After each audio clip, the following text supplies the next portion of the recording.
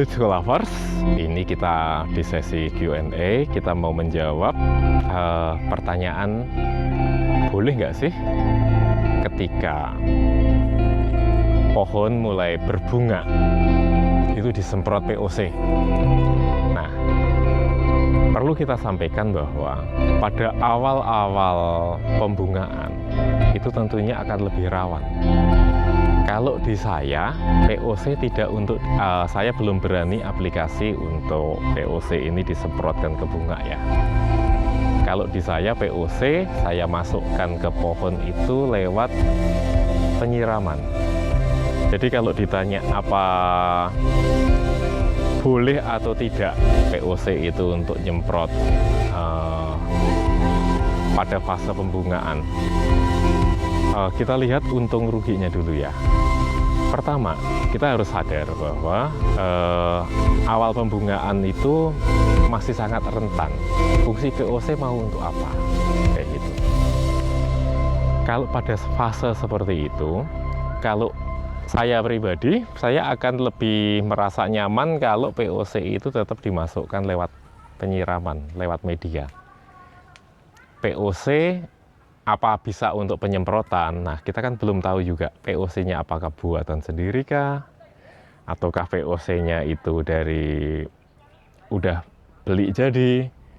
Karena kelemahan POC buatan sendiri itu kan takarannya, dosisnya, itu kan tidak terukur. Akan rawan kalau diaplikasikan lewat penyemprotan. Tapi akan relatif lebih aman kalau POC buatan sendiri itu dipakai untuk aplikasi penyemprotan. Seperti itu.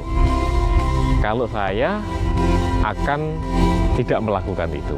Tetapi kalau misalnya diaplikasikan dan hasilnya bagus, ya tinggal dilanjutkan saja.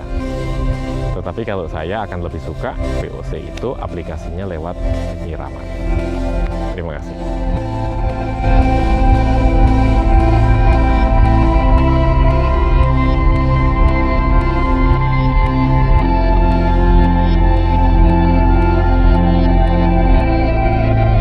Oke, Lovers, ada pertanyaan mengenai bolehkah sih batang pisang diaplikasikan, ditaruh, dibiarkan membusuk di planter bag. Kalau di musim kemarau, fungsi dari memberikan cacahan pohon pisang itu kan untuk lapisan atas, membantu ketika sinar matahari sangat kering, membantu media itu lembab. Karena memang fungsinya dipakai untuk itu bisa dipakai di musim kemarau. Itu oke untuk dijalankan. Cuma kalau di musim penghujan seperti ini, fungsi untuk menjaga kelembaban tadi kan udah nggak dapat. Kalau saya udah nggak aplikasikan. Jadi aplikasi pakai cacahan batang pisang itu saya aplikasikan ketika di musim kemarau, karena fungsi utamanya ya. Jadi kita melakukan sesuatu itu kita harus tahu fungsi utamanya untuk apa, untuk menjaga kelembaban. Kalau ada tambahan unsur hara yang bisa diperoleh dari cacahan pohon pisang lagi, anggap aja sebagai bonus. Tapi fungsi utamanya adalah untuk menjaga media. Aplikasikan saat musim kemarau, saat musim penghujan. Tentunya kita udah tidak perlu lagi sampai menambah cacahan batang pisang untuk menjaga media.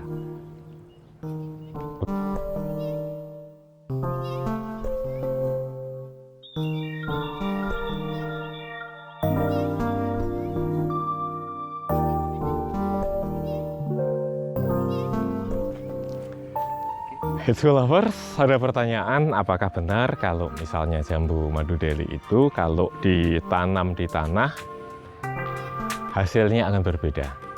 Itu benar. Karena gini, MDH itu adalah jambu hibrida. Tentunya perawatannya itu harus sangat-sangat ekstra. Bedanya ketika ditanam di tanah sama untuk ditanam di tambu lampot adalah, pertama, kalau di tambu lampot, pupuk yang kita aplikasikan sebagian besar akan lebih banyak keserapnya. dibanding yang kebuangnya, karena ada di satu wadah. Sedangkan kalau ditanam di tanah, kita nggak tahu pupuk itu ketika kena air, baik air penyiraman maupun air hujan, tentunya akan geser ke nyebar kayak gitu. Dari sisi pemupukan tentunya hasilnya akan berbeda dari yang diserap oleh tanaman. Itu yang pertama. Kemudian yang kedua, kalau misalnya di tanah, kita kan nggak tahu akarnya itu sampai kemana. Kita akan lebih susah untuk mengontrol unsur hara yang kita taruh di tanah itu, apakah terserap maksimal atau tidak oleh tanaman. Karena bisa ke bleaching karena penyiraman atau air hujan. Bisa juga kalau banyak gulma, pupuknya itu akan lebih banyak kemakan oleh pohon kita atau oleh gulmanya. Kalau di tambu lampot, ya ada rumput, bersihnya gampang. Tetapi kan kalau untuk di lahan terbuka, tentunya gulma itu kan akan lebih susah untuk dikendalikan. Jadi faktornya sebetulnya tinggal dari pupuk yang kita kasih, efektif mana keserapnya. Itu yang pertama. Kemudian yang kedua, apakah pemupukannya dilakukan rutin atau tidak? Tentunya akan berbeda. Kalau misalnya yang di tambu lampot dilakukan pemupukan rutin, sedangkan yang di tanah itu diminta untuk mencari makanan sendiri. Tetapi misalnya sama-sama kita lakukan pemupukan pun, ada dua hal yang istilahnya membedakan dengan tambu lampot. Pertama, bleaching yang saya sebutkan tadi. Kemudian yang kedua adalah pupuk itu akan lebih banyak keserap oleh gulma.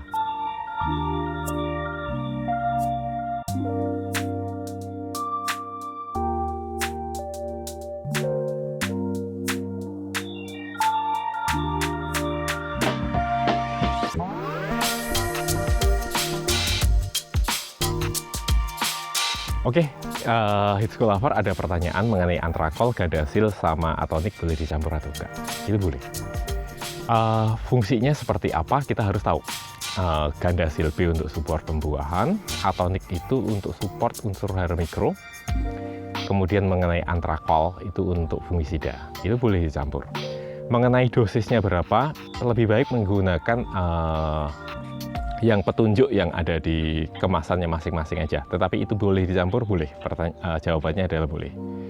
Penyemprotannya pokoknya sesuai dengan petunjuk yang ada di kemasannya itu. Karena itu pun yang jadi patokan saya untuk standarisasi. Biasanya kan penyemprotan pakai 14, pakai untuk penyemprot yang 14 atau 16 liter itu. Tetapi untuk pemakaiannya silakan ngikutin itu aja. Karena saya ngaduknya itu bukan langsung di mesinnya, tapi saya satuannya menggunakan literan, kadang ember cat, kadang menggunakan tong biru. Tentunya sepanjang patokan kita itu menggunakan dosis sesuai dengan yang ada di petunjuk kemasan, itu akan aman. Jadi kita ngikutin petunjuk yang di kemasan pabrikan aja kalau itu. Oke, terima kasih.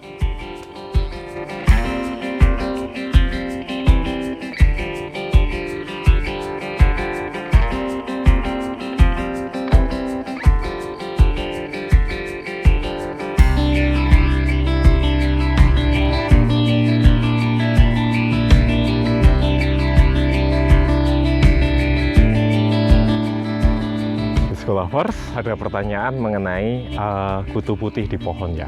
Itu memang sangat mengganggu. Sebetulnya kutu putih itu sepanjang kita melakukan penyemprotan pakai pestisida merek apa aja, itu bisa. Dosisnya gunain kemasan yang ada di pabrik aja. Kuncinya adalah kita melakukan penyemprotan secara rutin, karena memang kutu putih itu gampang untuk dibasmi, tetapi gampang banget juga untuk berkembang biak. Jadi kuncinya adalah di penyemprotan rutin. Mungkin ketika di musim kemarau dapat dilakukan 2 minggu sekali, 1 bulan sekali pun berani. Tapi ketika di musim penghujan tentunya harus dilakukan lebih sering. Nah, kalau kayak gitu disesuaikan aja dengan kondisi dari serangan hama putih-putih itu di tempat masing-masing dari teman-teman. Yang penting kuncinya adalah dilakukan penyemprotan rutin. Frekuensinya seperti apa, itu akan berbeda musim hujan sama kemarau. Kemarau masih berani 1 bulan sekali, tetapi kalau penghujan ya paling lambat ya sekitar 2 minggu sekali. Itu harus dilakukan penyemprotan ulang. Karena meskipun kita udah pakai perekat, kemungkinan juga tetap akan terkikis oleh air hujan sih. Jadi saran saya ya ketika musim hujan frekuensinya dipercepat antar penyemprotannya. Ketika di musim kemarau mungkin agak lebih panjang 1 bulan sekali berarti. Obatnya apa aja? Yang penting dilakukan penyemprotan secara rutin menggunakan dosis sesuai dengan yang di takaran pabrikannya. Terima kasih.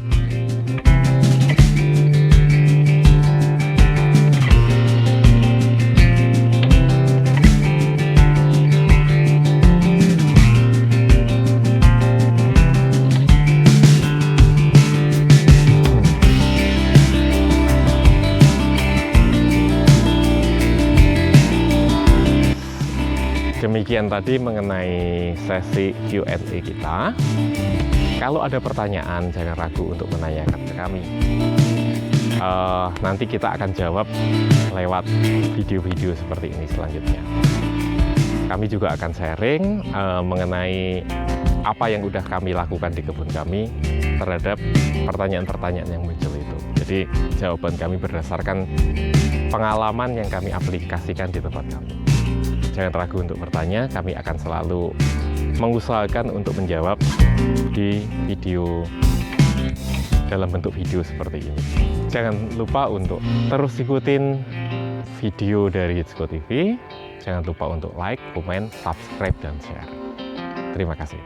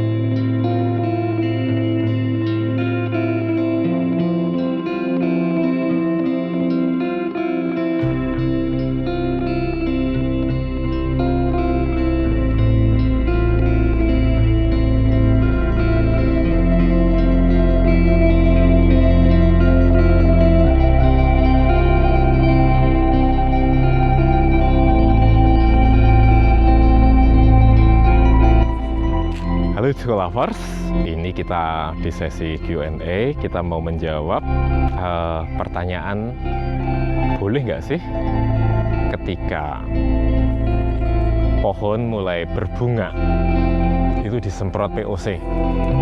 Nah, perlu kita sampaikan bahwa pada awal-awal pembungaan itu tentunya akan lebih rawan. Kalau di saya, POC tidak untuk, saya belum berani aplikasi untuk POC ini disemprotkan ke bunga ya. Kalau di saya POC, saya masukkan ke pohon itu lewat penyiraman. Jadi kalau ditanya apa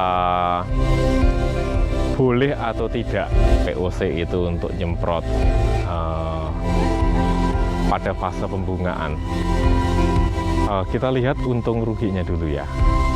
Pertama, kita harus sadar bahwa awal pembungaan itu masih sangat rentan. Fungsi POC mau untuk apa? Kayak gitu. Kalau pada fase seperti itu, kalau saya pribadi, saya akan lebih merasa nyaman kalau POC itu tetap dimasukkan lewat penyiraman, lewat media. POC apa bisa untuk penyemprotan? Nah, kita kan belum tahu juga POC-nya apakah buatan sendiri kah? Ataukah POC-nya itu dari udah beli jadi? Karena kelemahan POC buatan sendiri itu kan takarannya, dosisnya, itu kan tidak terukur. Akan rawan kalau diaplikasikan lewat penyemprotan. Tapi akan relatif lebih aman Kalau VOC buatan sendiri itu dipakai untuk aplikasi penyemprotan, seperti itu. Kalau saya akan tidak melakukan itu, tetapi kalau misalnya diaplikasikan dan hasilnya bagus, ya tinggal dilanjutkan saja. Tetapi kalau saya akan lebih suka VOC itu aplikasinya lewat penyiraman. Terima kasih.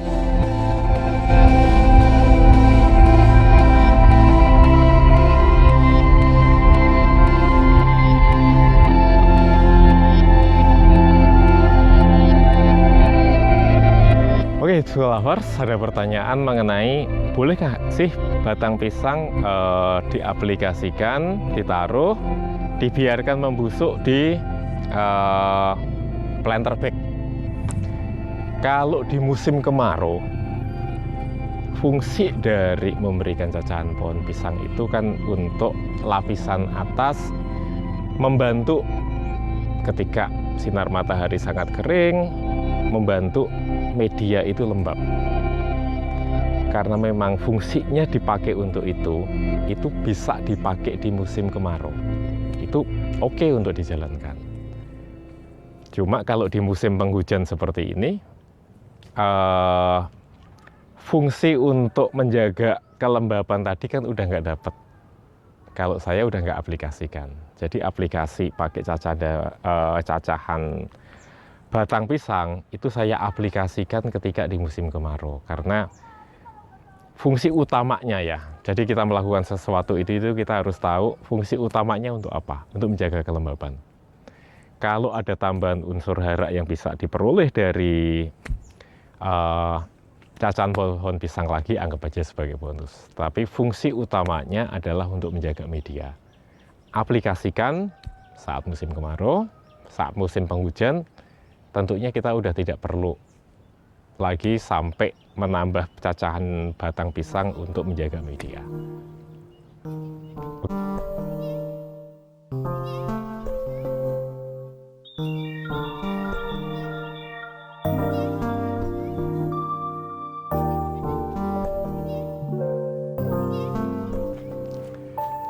Tool Lovers, ada pertanyaan, apakah benar kalau misalnya jambu madu Delhi itu kalau ditanam di tanah hasilnya akan berbeda? Itu benar, karena gini, MDH itu adalah jambu hibrida. Tentunya perawatannya itu harus sangat-sangat ekstra.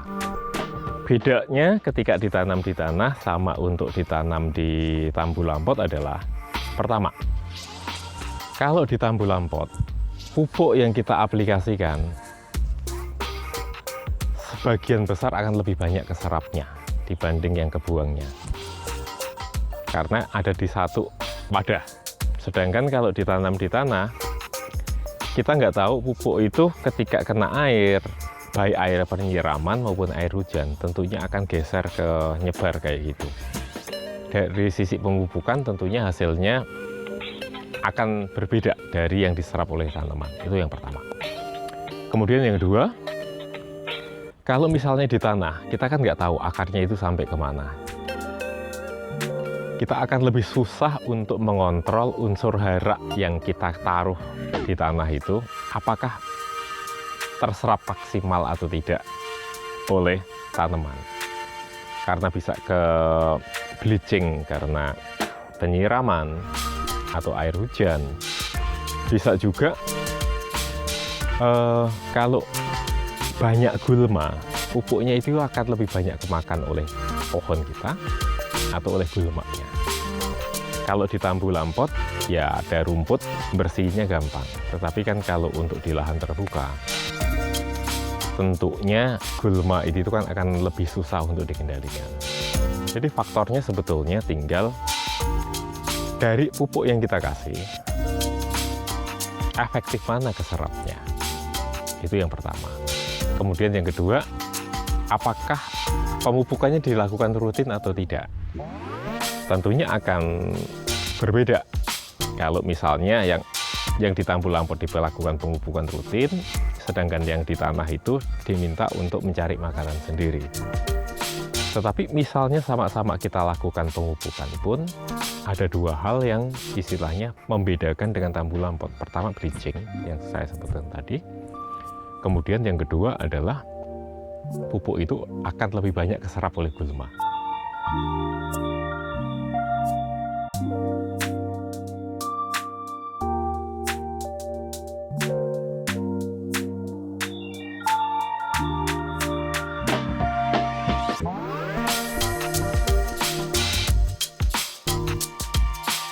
Oke, Hit School Lover ada pertanyaan mengenai antrakol, gadasil, sama atonik boleh dicampur atau enggak? Itu boleh. Fungsinya seperti apa kita harus tahu. Gadasil B untuk support pembuahan, atonik itu untuk support unsur hara mikro. Kemudian mengenai antrakol itu untuk fungisida, itu boleh dicampur. Mengenai dosisnya berapa, lebih baik menggunakan yang petunjuk yang ada di kemasannya masing-masing aja. Tetapi itu boleh dicampur, boleh. Jawabannya adalah boleh. Penyemprotannya pokoknya sesuai dengan petunjuk yang ada di kemasannya itu. Karena itu pun yang jadi patokan saya untuk standarisasi. Biasanya kan penyemprotan pakai 14, pakai untuk penyemprot yang 14 atau 16 liter itu. Tetapi untuk pemakaiannya silakan ngikutin itu aja. Karena saya ngaduknya itu bukan langsung di mesinnya, tapi saya satuannya menggunakan literan, kadang ember cat, kadang menggunakan tong biru. Tentunya sepanjang patokan kita itu menggunakan dosis sesuai dengan yang ada di petunjuk kemasan, itu akan aman. Jadi kita ngikutin petunjuk yang di kemasan pabrikan aja kalau itu. Oke, terima kasih.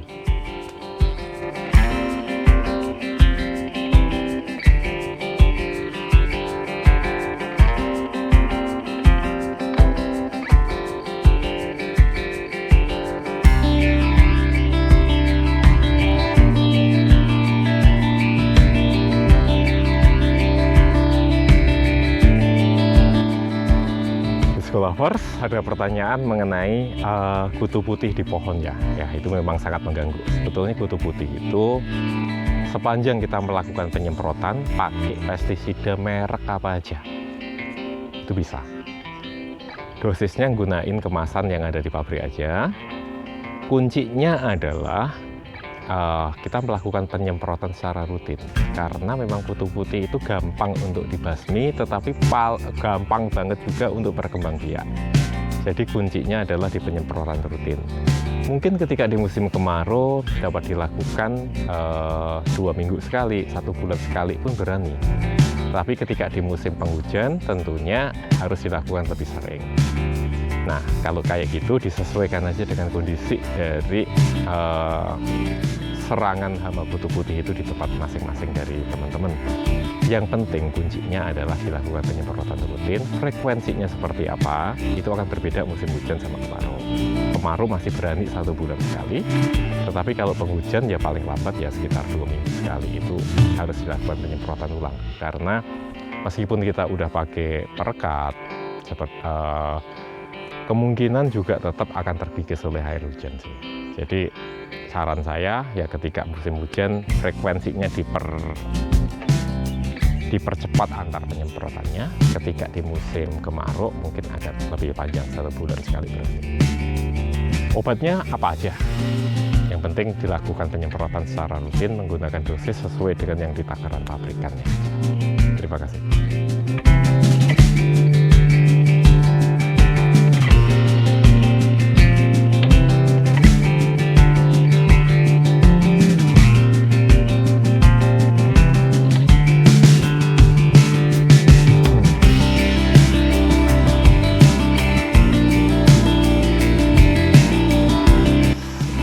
Demikian tadi mengenai sesi Q&A kita. Kalau ada pertanyaan, jangan ragu untuk menanyakan ke kami. Nanti kita akan jawab lewat video-video seperti ini selanjutnya. Kami juga akan sharing mengenai apa yang udah kami lakukan di kebun kami terhadap pertanyaan-pertanyaan yang muncul itu. Jadi jawaban kami berdasarkan pengalaman yang kami aplikasikan di tempat kami. Jangan ragu untuk bertanya, kami akan selalu mengusahakan untuk menjawab di video dalam bentuk video seperti ini. Jangan lupa untuk terus ikutin video dari Hitsco TV. Jangan lupa untuk like, komen, subscribe, dan share.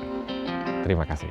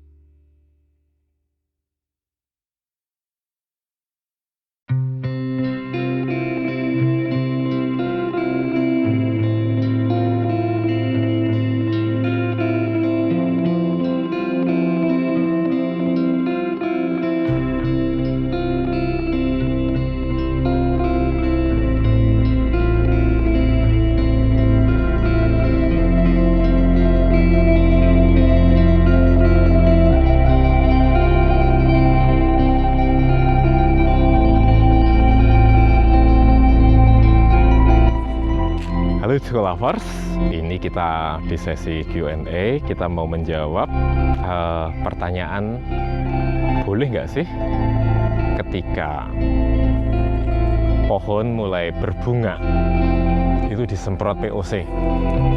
Nah, perlu kita sampaikan bahwa pada awal-awal pembungaan itu tentunya akan lebih rawan. Kalau di saya, POC tidak untuk, saya belum berani aplikasi untuk POC ini disemprotkan ke bunga ya. Kalau di saya POC, saya masukkan ke pohon itu lewat penyiraman.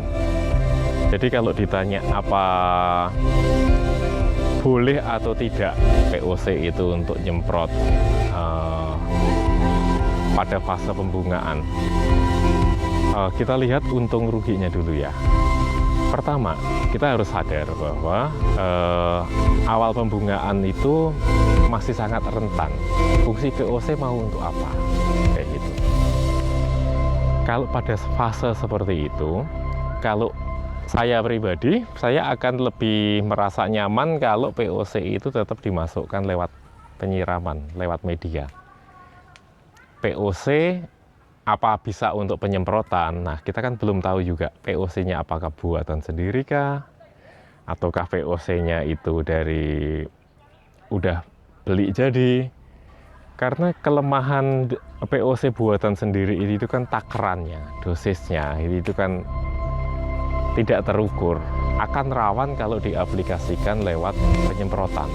Tapi akan relatif lebih aman kalau POC buatan sendiri itu dipakai untuk aplikasi penyemprotan. Seperti itu. Kalau saya akan tidak melakukan itu. Tetapi kalau misalnya diaplikasikan dan hasilnya bagus, ya tinggal dilanjutkan saja. Tetapi kalau saya akan lebih suka POC itu aplikasinya lewat penyiraman. Terima kasih.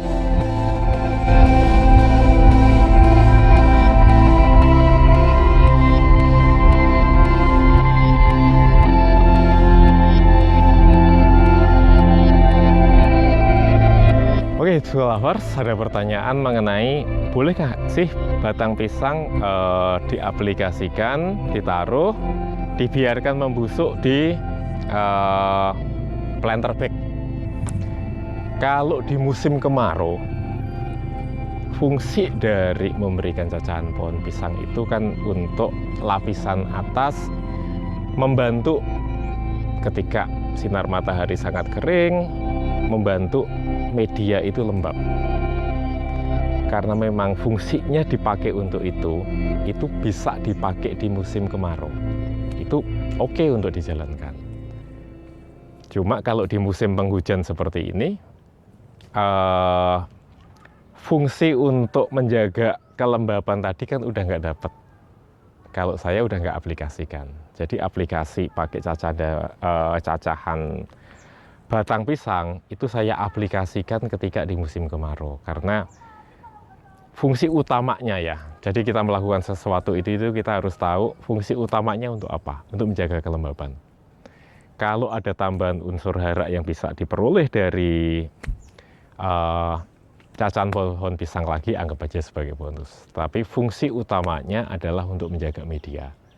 Aplikasikan saat musim kemarau, saat musim penghujan, tentunya kita udah tidak perlu lagi sampai menambah cacahan batang pisang untuk menjaga media.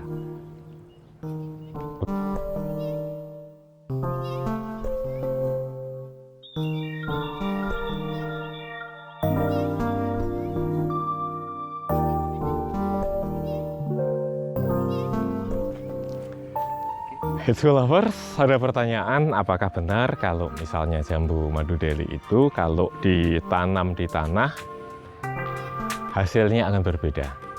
Itu benar, karena gini, MDH itu adalah jambu hibrida. Tentunya perawatannya itu harus sangat-sangat ekstra.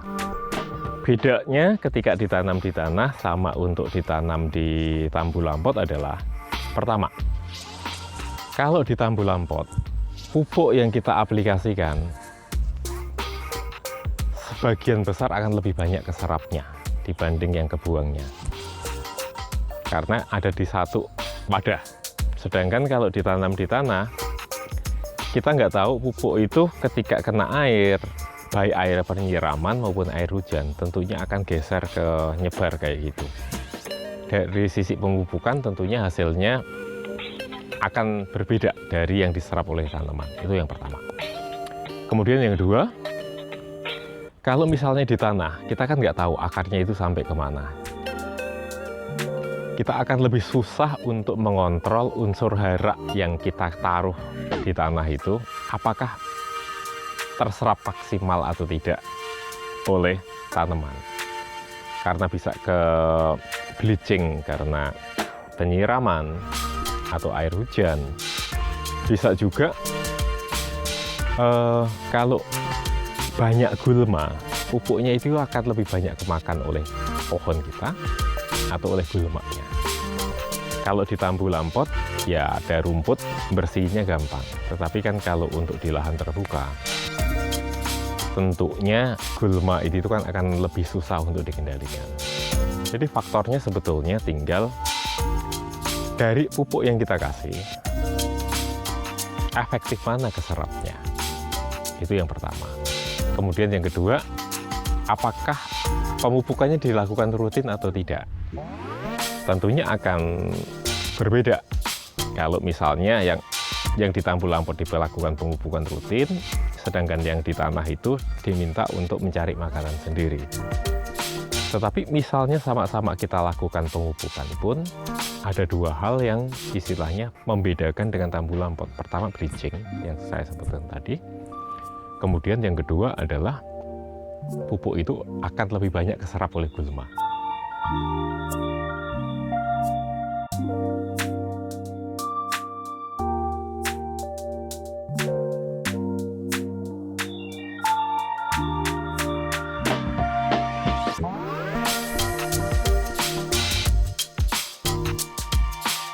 Oke, Hitsu lover, ada pertanyaan mengenai antrakol, gadasil, sama atonik boleh dicampur atau enggak? Itu boleh. Fungsinya seperti apa kita harus tahu. Gandasil B untuk support pembuahan, atonik itu untuk support unsur hara mikro. Kemudian mengenai antrakol itu untuk fungisida, itu boleh dicampur. Mengenai dosisnya berapa, lebih baik menggunakan yang petunjuk yang ada di kemasannya masing-masing aja. Tetapi itu boleh dicampur, boleh. Jawabannya adalah boleh. Penyemprotannya pokoknya sesuai dengan petunjuk yang ada di kemasannya itu. Karena itu pun yang jadi patokan saya untuk standarisasi. Biasanya kan penyemprotan pakai 14, pakai untuk penyemprot yang 14 atau 16 liter itu. Tetapi untuk pemakaiannya silakan ngikutin itu aja. Karena saya ngaduknya itu bukan langsung di mesinnya, tapi saya satuannya menggunakan literan, kadang ember cat, kadang menggunakan tong biru. Tentunya sepanjang patokan kita itu menggunakan dosis sesuai dengan yang ada di petunjuk kemasan, itu akan aman. Jadi kita ngikutin petunjuk yang di kemasan pabrikan aja kalau itu. Oke, terima kasih.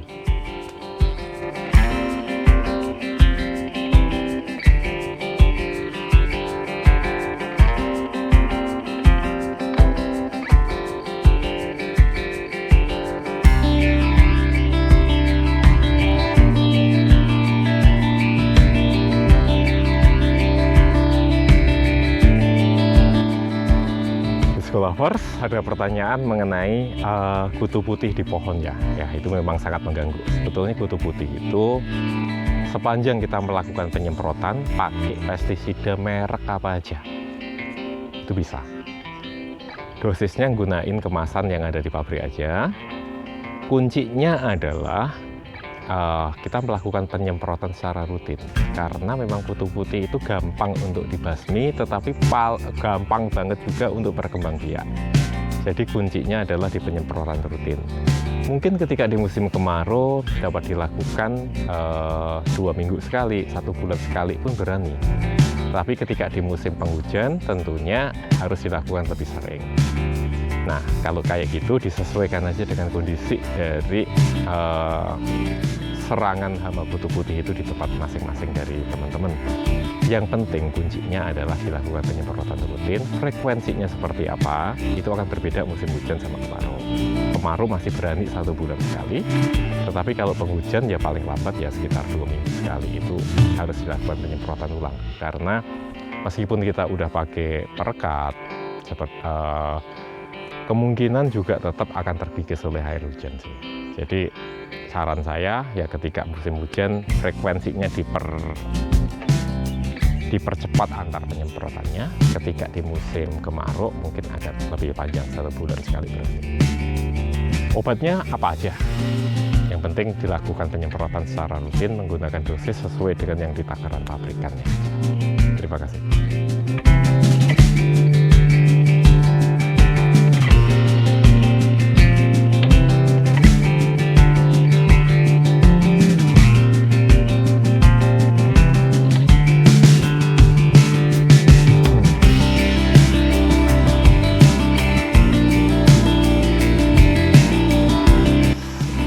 Demikian tadi mengenai sesi Q&A kita. Kalau ada pertanyaan, jangan ragu untuk menanyakan ke kami. Nanti kita akan jawab lewat video-video seperti ini selanjutnya. Kami juga akan sharing mengenai apa yang udah kami lakukan di kebun kami terhadap pertanyaan-pertanyaan yang muncul itu. Jadi jawaban kami berdasarkan pengalaman yang kami aplikasikan di tempat kami. Jangan ragu untuk bertanya, kami akan selalu mengusahakan untuk menjawab di video dalam bentuk video seperti ini. Jangan lupa untuk terus ikutin video dari Hitsco TV. Jangan lupa untuk like, komen, subscribe, dan share. Terima kasih.